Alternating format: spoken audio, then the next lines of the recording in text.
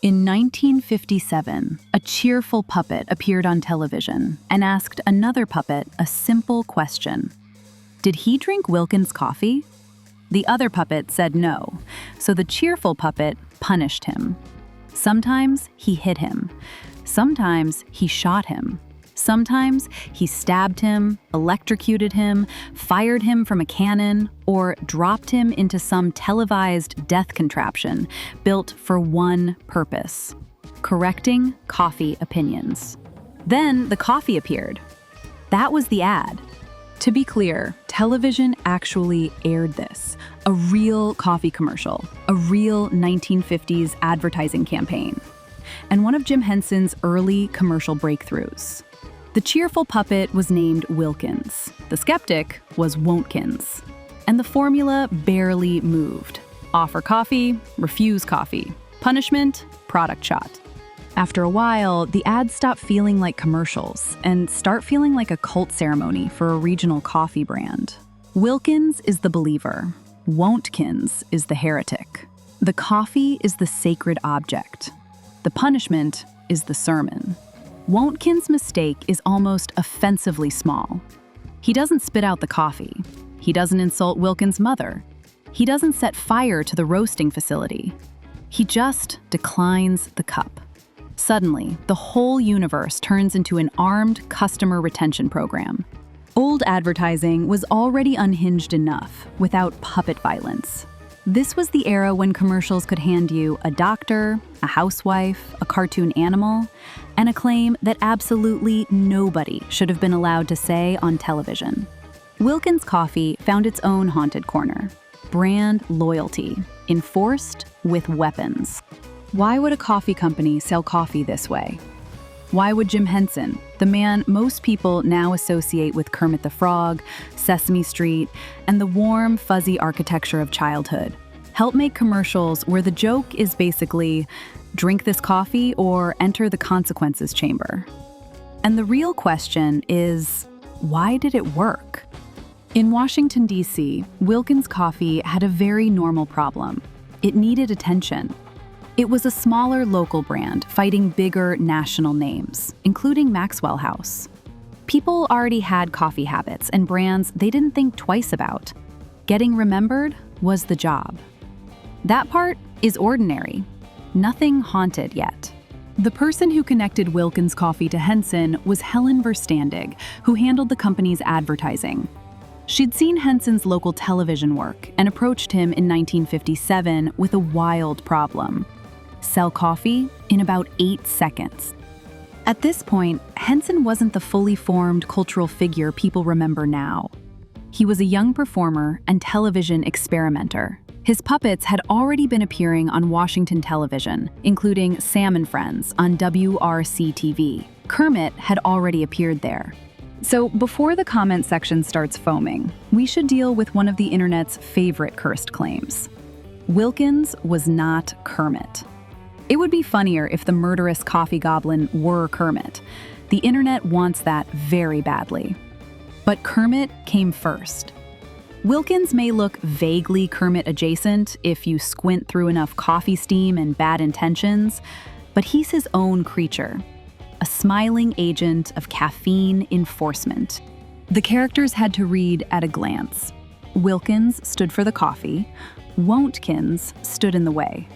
That's the whole emotional architecture: belief and refusal. That stripped-down structure mattered because the commercials were brutally short. 8 seconds is barely enough time to realize you've made a mistake. That kind of runtime doesn't leave much space for traditional selling. By the time someone starts explaining why the coffee is good, the commercial is basically over. Henson had to make the viewer understand the characters instantly, land the joke immediately, and leave the brand behind before anyone had time to look away. So Henson compressed the entire ad into a trap. Advertising, stripped down to its weird bones. The sales pitch barely bothers with flavor. It points at Wontkins and lets consequence do the work, which is insane. And also, unfortunately, kind of brilliant. Because this coffee tastes good is forgettable. Every coffee says that. Every coffee wants to be the one you invite into your vulnerable morning mouth. But the puppet who said no got shot from a cannon has more staying power. You may not remember the roast, you may not remember the packaging, but you remember Wontkins. Poor, doomed Wontkins, treated like he'd committed treason against breakfast. The campaign ran on conflict. Once the audience understood the rules, every new ad became a variation on the same horrible game. Wontkins would suffer. Of course he'd suffer. This was Wilkins' territory. The bean demanded tribute. The suspense was what shape the suffering would take. That repetition made the campaign an attention machine. The first spots got an immediate response. Sales went up, and Wilkins kept ordering more. Sources disagree on the exact count. Somewhere between 179 spots and over 200, depending on who you ask. But the exact number matters less than the fact that the campaign kept going. This was not one rogue ad that wandered into television, bit someone, and vanished. It spread. The format was adapted for other advertisers and other products. Coffee, bread, dairy, soft drinks, even gasoline. Insert product, insert skeptic, apply consequences, show brand. Somewhere, an advertising executive realized the machine didn't care what it was selling. People liked it. So the easy explanation, old ads were just weird, doesn't quite work. The Wilkins ads were remembered, praised, and considered clever. In 1959, Senator John Marshall Butler complained that television and advertising were often low quality. He thought plenty of ads insulted viewers' intelligence, and then he singled out Wilkins and Wontkins as something that pleased people rather than irritated them, which is, frankly, magnificent. A sitting senator surveyed American television and decided the puppet assaulting another puppet over coffee was the one that respected the viewer. The bar may have been in hell, but Wilkins and Wontkins cleared it with a cannon. The campaign also helped Henson. The internet-friendly version would turn this into some secret dark origin of Sesame Street. But that's too easy. For Henson, the Wilkins ads were useful. They gave him paid space to experiment. They gave him exposure, agency relationships, money, and a format where timing mattered down to the blink. Every spot was a compressed rehearsal. Character, setup, payoff, all in the time it takes to pour a cup. This was tiny storytelling under ridiculous pressure. A puppet getting zapped is faster than a sales pitch. A mallet can do in half a second what a sincere testimonial might need 30 seconds to accomplish. The violence solved the format. Whether you like it or not, the brand now has a puppet-shaped hook in your memory. Then Wilkins and Wontkins became objects people could actually hold. Washington Post reporting says 25,000 pairs of vinyl Wilkins and Wontkins puppets were sold in 1958.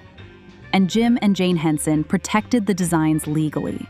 Their first Henson Naval patents protected Wilkins and Wontkins. Not Kermit, the coffee enforcer, and the doomed skeptic. Two of the earliest protected Henson designs came from a campaign where one puppet's main job was making sure the other got what was coming to him. The characters escaped disposability. They became valuable enough to merchandise, to patent, and eventually to fight over. And fight they did. Decades later, after Henson's death, Wilkins and Wontkins ended up in court. A dispute over who owned them and whether they counted as Muppets. The court found the original deal never gave Wilkins Coffee permanent rights to the characters. The punishment ritual had an afterlife. Gimmick, campaign, merchandise, legal object. All because one puppet kept saying no to coffee, and another puppet kept making that a problem. That's why the ads still have a weird pulse. The puppets are old. The coffee brand is old. The television format is old. But the trick underneath feels painfully familiar. Get attention first, explain yourself later. A cheerful puppet offers coffee. A skeptical puppet says no. Something bad happens to the skeptic immediately. No soft music needed. No lifestyle fantasy.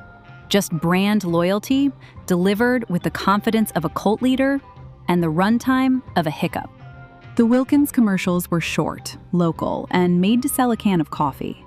They should have disappeared. Most ads do. They flicker for a moment, interrupt somebody's evening, and vanish back into the swamp. But these didn't. They survived because they understood something uncomfortable about attention before everyone had a dashboard for measuring it. Persuasion is optional. Memory is not. And sometimes, a fake punishment ritual can outlive the coffee it was made to sell. Still curious? Choose another strange thing before the sack opens. Like and subscribe.